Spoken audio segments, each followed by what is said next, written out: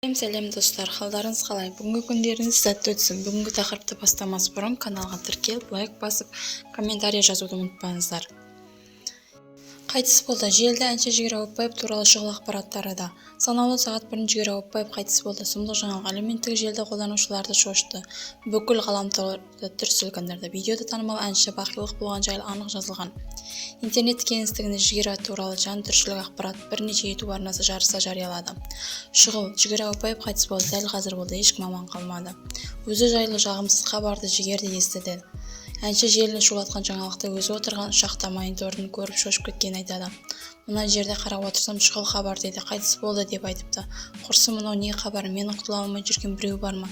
3 күн бұрын салыныпты, Алла сақтасын деді ренжіп Жігер Ауыпбаев өзінің парақшасында.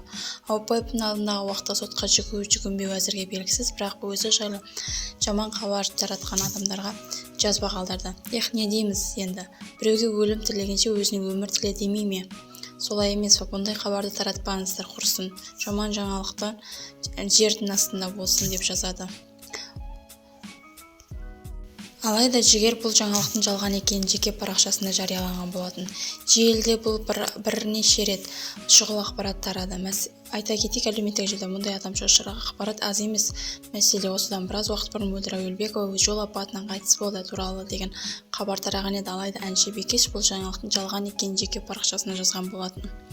Соңына дейін тыңдағандарыңызға көп рахмет. Лайк басып, комментарий жазып, каналға тіркелуді ұмытпаңыздар.